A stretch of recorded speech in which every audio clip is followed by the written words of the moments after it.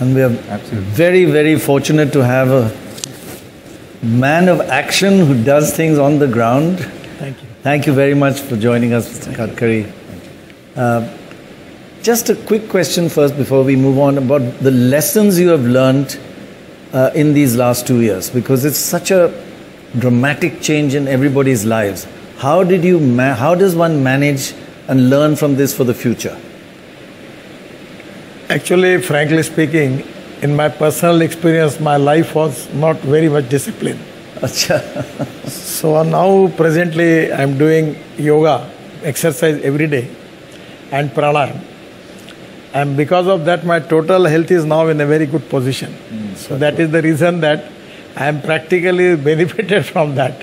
And this is the experience which is giving me because of COVID. And I am really, my health parameters are very good. And because of COVID, I start all these practices regularly. And today I feel very, very comfortable. Because you are a bit like Amitabh Bachchan, bit wild anarchist in normal life. Anarchist, na? He's always been. So this has calmed you down. My life was even, actually it was not totally related with any discipline. Either with food habits and other things. But now this every day, even before this program, morning, in Mumbai also, I take my exercise and pranayam, then I come here. So because of this, my habit now, my total things are changed. So this is to be a good thing for me, which I get it from the COVID experience. So I am very much happy, and when I given that video to on YouTube, the crores of people are now in the world, they are taking it. It's not my contribution, but it is from the doctor who suggests me. Right. And I am benefited, so I am giving it to the people that you can use it. Gadkari ji, एक मुहिम जो है आज के इस कार्यक्रम की, वो ये कि हम किसी को भी पीछे नहीं छोड़ेंगे, किसी भी समाज के हों, कहीं से भी हों, उनको हम पीछे नहीं छोड़ेंगे। सबको एक साथ उनके स्वास्थ्य के लिए हमें काम करना है। क्या राय है आपकी इस वक्त? आपका उद्देश्य बिल्कुल सही है और हमें ये करना भी चाहिए, देश की आवश्यकता है, सरकार की भी प्राथमिकता है और हमको समाज से भी सहयोग चाहिए। पर मुझे ऐसा लगता है कि इसमें पहले हमको हमारी जो नेगेटिव बातें हैं, हमारी स्ट्रेंथ क्या है और हमारी वीकनेसेस क्या है, ये देखना होगा। जो इंटरनेशनल बेंचमार्क्स है उसके अनुसार हमारी वाटर पोल्यूशन, एयर पोल्यूशन और साउंड पोल्यूशन, ये हमारी बहुत बड़ी दिक्कतें हैं। और मैं विशेष रूप से अनुभव कर रहा हूँ कि हमें, जैसे पिछले बार में मेरी आपसे चर्चा हुई थी, इस बार थोड़ी प्रगति हुई कि परली के कारण दिल्ली में काफ़ी पोल्यूशन होता है, राइस स्ट्रॉ के कारण। इस बार 4 यूनिट लग गए जो परली से CNG बना रहे हैं। अगर यही 100 बन जाएंगे तो परली जलेगी नहीं, तो दिल्ली का स्वास्थ्य सुधर जाएगा। ऐसी वाटर पोल्यूशन, एयर पोल्यूशन और विशेष रूप से साउंड पोल्यूशन, तो साउंड पोल्यूशन और एयर पोल्यूशन का डायरेक्ट मेरे डिपार्टमेंट से संबंध है। तो मैं ये कोशिश कर रहा हूँ कि आने वाले 5 साल में जो पेट्रोल यूज़ होने वाला है वो 10% पे आ जाए और जो डीजल यूज़ हो रहा है वो 25% पे आ जाए। तो उसका उपाय यही है कि हम लोग बायोफ्यूल, जैसे इथेनॉल को अभी फ्लेक्स इंजन ला रहे हैं, इलेक्ट्रिक को इनकरेज कर रहे हैं, ग्रीन हाइड्रोजन पे काम कर रहे हैं। तो मेरा प्रामाणिक मत यही है कि जब तक हम सबसे पहले ये जो इन्वायरमेंट की हमारी एयर, वाटर पोल्यूशन और एयर पोल्यूशन और साउंड, इसके पैरामीटर्स जो है ये जब तक सुधारते नहीं तब तक फ़ायदा नहीं होगा। That is the first thing. Second thing, मुझे लगता है कि अवेयरनेस जो आप कर रहे हैं, that is really a great thing, कि लोगों को स्वस्थ रहने के लिए उन्होंने अपने पर्सनल लाइफ में किस प्रकार से रहना चाहिए, फूड हैबिट्स से लेकर एक्सरसाइज, योगा को अभी इंटरनेशनल प्लेटफॉर्म पर प्रतिष्ठा मिली है। और मैं ये मानता हूँ कि निश्चित रूप से पर्सनल लाइफ में ये डिसिप्लिन आने से हमको काफ़ी उपयोग होगा। तीसरी बात जो है कि जिसमें डिफरेंस ऑफ ओपिनियन होते हैं कि जितनी दवाइयाँ हम लेते हैं उसका फ़ायदा भी होता है और उसके साइड इफ़ेक्ट्स भी होते हैं। तो उसके बजाय क्यों नहीं हम हमारे health parameters without using medicine, हमारी हैबिट से, और हम उसको बदल दें। तो वो जो पब्लिक एजुकेशन है, जो आप एक एम्बेसडर बन के काम कर रहे हैं, NDTV कर रहा है, और जिसके बारे में ये जो अवेयरनेस लोगों में पैदा होगा, और विशेष रूप से जो छोटे बच्चे हैं उनमें जो पैदा होगा इसका बहुत बड़ा फ़ायदा होगा और मुझे लगता है कि इससे ही स्वस्थ भारत जो है वो निश्चित रूप से बनेगा। Lakshman, and taking on from that, for years it's a kind of vindication of what Reckitt has been doing. You've been talking about cleanliness and hygiene for so many years. Do you find that the people, general population, have become more receptive and have understood the importance of it as a result of this pandemic? You know, this pandemic has been a crucible, as Amitji said. You know, the idea that one world has got global, appeal in some ways, or recognition. Right. You just think about what humankind has been through over the last 2 years. And it's quite unreal. I don't think we can ever look back, maybe 50, 100 years. It's just a handful of episodes that have actually been as defining as what's happened in the last couple of years. And we are seeing this fully around the world. The people have understood what it means to behave differently. Now, some people obviously will behave differently for a while and then go back. But I think just the length of time as it goes forward, I think people are recognizing that they absolutely have to behave differently. We're seeing this all over the world. Yeah. We're seeing this in the type of behaviors we see, in the penetration that we're seeing, in the messaging, in the products, all of it. And so I think that the world is a different place from where it was 2 years ago.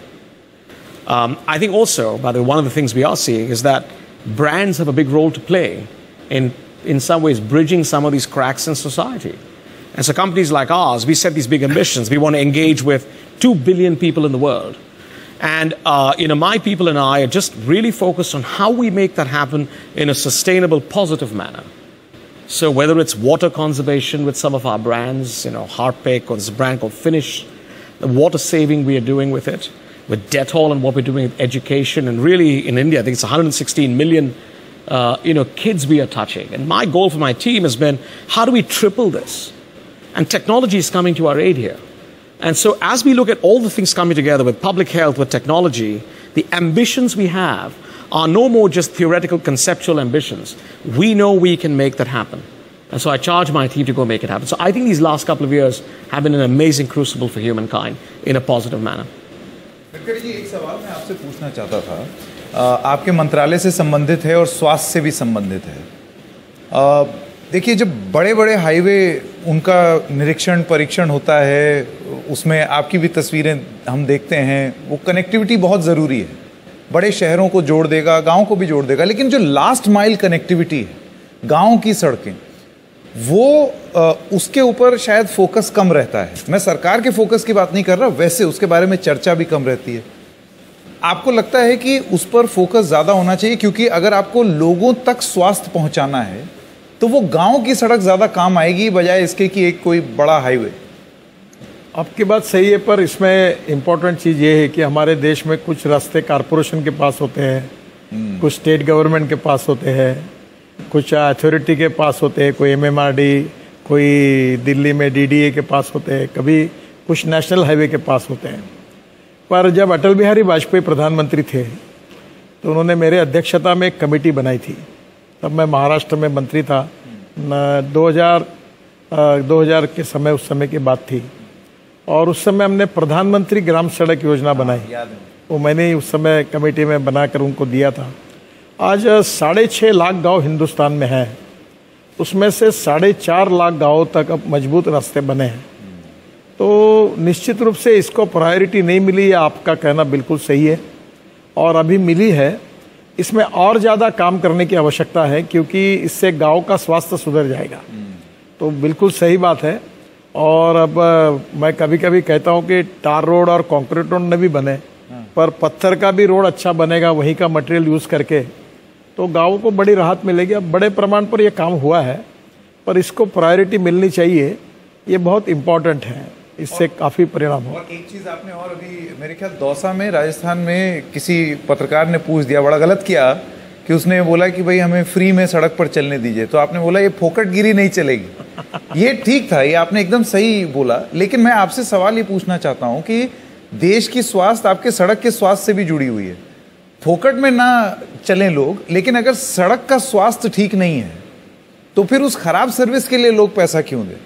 क्योंकि नई नई सड़कों में गड्ढे हो जाते हैं, लोगों को अगर किसी को हॉस्पिटल जाना है वो अटकेगा। देखिए, इसमें अलग अलग प्रकार के इश्यूज है। जैसे अभी वेस्टर्न अपने ये कोकण में बरसात बहुत होती है, वहाँ बिटुमिन के रास्ते नहीं टिकते, हम कंक्रीट रोड बना रहे, तो कंक्रीट रोड के भी कोई दुष्परिणाम है। एक बात जरूर है कि ये जो हम लोग पब्लिक प्राइवेट इन्वेस्टमेंट में जो बनाते, जो बाहर से कर्जा लेते, लाखों करोड़ हमने उठाए, हमको उनका पैसा वापस करना है। तो मैं लोगों को एक कहता हूँ कि if you want good services you have to pay for it. Absolutely. तो इसलिए अच्छा वो भी फायदा होता है। जैसे मुंबई और पुणे के बीच में मैं जब मंत्री था तो पहला एक्सप्रेस हाईवे बना, तो मुझे बहुत विरोध हुआ। तब मैंने कहा कि 8-9 घंटा लगता था मुंबई से पुणे, अब 2 घंटा लगता है। तो 2 घंटे में पेट्रोल भी बचता है, समय भी बचता है। तो वो जो टोल है उससे पेट्रोल जितना बचता है उससे ज़्यादा फायदा है। अभी मैं दिल्ली से मुंबई 12 घंटे में कर रहा हूँ, जो कम से कम 34-35 घंटे लग रहा है। अब एक ट्रक 48 आवर्स में दिल्ली से मुंबई करेगा, वो 20 आवर्स में करेगा। तो नेचुरली कॉस्ट कम हो जाएगी और इसलिए फ्यूल भी कम खर्चा होगी, पोल्यूशन भी कम होगा। ये विन विन सिचुएशन है। और ये जो रोड अब बड़े बना रही है, हम मजबूरन पब्लिक प्राइवेट इन्वेस्टमेंट से बना रहे हैं। अगर 25-25 लाख 30-30 लाख करोड़ के रोड बनाए तो इतना तो बजट नहीं है। तो ये बजट केवल 1,20,000 करोड़ का है। ये मुंबई में जो ये वर्ली बांद्रा आपके सामने बना है, फ्लाईओवर बने, तब हमारे पास पैसे ही नहीं थे। तो हमने ये पैसा बाहर से लोगों से उठाया, उसके ऊपर ब्याज दिया, तो वापस करना पड़ेगा। अगर वो नहीं करते तो मुंबई में 55 उड्डान पुल जो थे हमने फ्लाईओवर सो 2 साल में बनाए। अगर बजट से बनाते तो 25 साल लगते, तो लोगों को और तकलीफ होती। तो इसलिए मैं ये मानता हूँ कि हमें थोड़ा सा लोगों को देना पड़ता है, तो भी उसमें फ्यूल में, टाइम में जो बचत है और सेफ्टी है, इसमें वो कवर हो जाता है। जी, गडकरी जी बहुत बहुत धन्यवाद इस मुहिम से जुड़ने के लिए, यहाँ आने के लिए, ये बातें रखने के लिए और ये बताने के लिए कि सरकार गंभीरता से इस मुद्दे को ले रही है और कोई पीछे ना छूट जाए, उसको लेकर के भी आपकी पॉलिसी बन रही है। ये बहुत अच्छी बात है। तो आपका बहुत बहुत धन्यवाद। Thank you and keep on the thank you sir. Good work.